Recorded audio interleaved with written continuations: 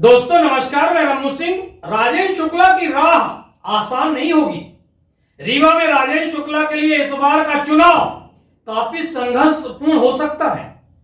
राजेंद्र शुक्ला की रणनीति को भेदने के लिए कांग्रेस ने एक विशेष योजना बनाई है। कांग्रेस ने शुरू कर दिया घेराबंदी। राजेंद्र शुक्ला को अपने ही दल भाजपा के कई नेताओं से करना होगा मुकाबला।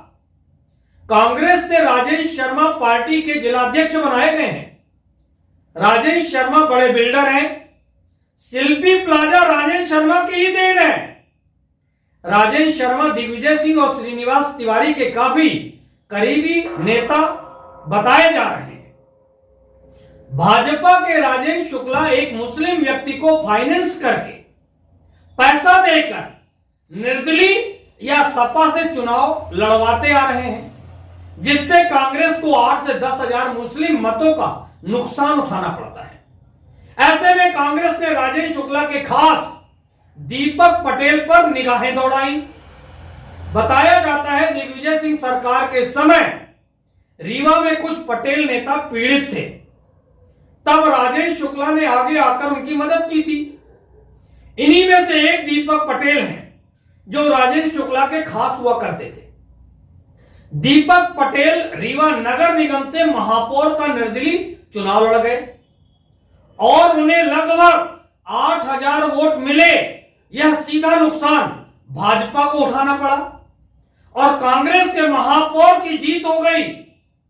आगामी विधानसभा चुनाव के मद्देनजर दीपक पटेल आप पार्टी के प्रत्याशी हो सकते हैं। ऐसे में अनुमान लगाया जा रहा है वह महापौर चुनाव में प्राप्त मतों से काफी सम्मानजनक मत पा सकते हैं। ऐसे में यह सीधा नुकसान भाजपा का ही होगा। भाजपा नेता राजेंद्र शुक्ला सपा से मुजीब खान को लड़ाते आ रहे हैं। रामायण पटेल सपा के अध्यक्ष हैं। आरोप लगाए जा रहे हैं कि रामायण पटेल राजेंद्र शुक्ला के लिए काम करते आ रहे हैं।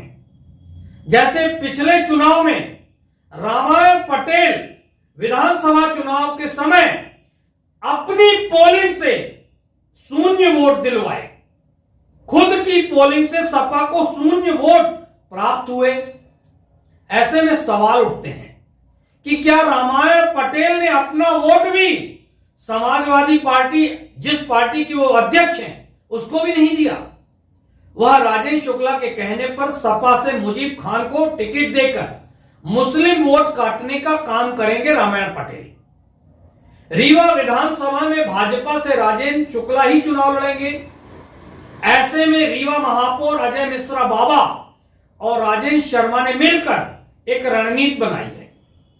पूरे रीवा शहर में सीवर लाइन बिछाने का काम पिछले भाजपा महापौर के कार्यकाल से हो रहा है। पूरे रीवा शहर की सड़कें सीवर लाइन के ठेकेदारों द्वारा खोद दी गई हैं। सड़कें खोदकर सीवर लाइन के ठेकेदार केके स्पन कंपनी काम छोड़कर भाग गई। इस कंपनी को ब्लैक लिस्टेड कर दिया गया है। अब सीवर की सड़कों को बनाने का काम तेजी से किया जाने लगा।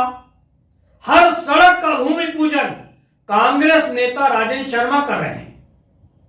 सीवर लाइन सक्सेस होगी या नहीं, यह भी एक बड़ा सवाल उभर कर सामने आ रहा है।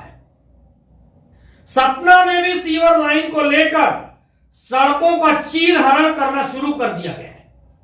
जबलपुर जैसे महानगर में सीवर लाइन बिछाने के बाद सड़कें सही नहीं हो पा रही हैं।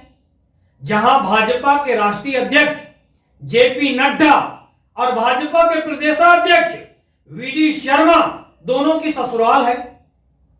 कई दिग्गज नेता जबलपुर में हैं। फिर रीवा और सतना की सड़कें सीवर के चीरहरण के बाद कैसे दुरुस्त होंगी, यह सवाल काफी समय तक बना रहेगा। नेताओं के घर के सामने सीवर खोदने के साथ सड़कें बना दी जाती हैं, यानी यह सुविधा नेताओं के लिए है। आम जनता को सड़कों के गड्ढों का सुख लेना पड़ेगा। कांग्रेस नेता राजेंद्र शर्मा की पकड़ व्यापारियों में बहुत अच्छी है। इसी बदौलत रीवा के व्यापारियों ने कांग्रेस महापौर बाबा को जीत का सेहरा बांधने का अवसर दे दिया। बाबा के महापौर बनने के बाद से बताया जाता है रीवा के व्यापारियों से भाजपा विधायक राजेश शुक्ला काफी नाराज हैं। व्यापारियों से वह कुछ खिन्नता से बातें करने लगे हैं। इस बात को लेकर रीवा के व्यापारियों में आक्रोश भी पनपता जा रहा है। मंत्री न बनाए जाने के कारण राजेश शुक्ला के कद में कमी आई है। कुल मिलाकर रीवा विधानसभा में भाजपा से राजेश शुक्ला, कांग्रेस से राजेश शर्मा, आप से प्रदीप पटेल या रंजन गुप्ता, बसपा से मुजीब खान के नाम सामने आ रहे हैं।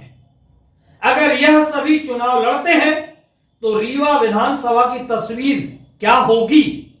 कमेंट्स बॉक्स पर लिखकर बताएं।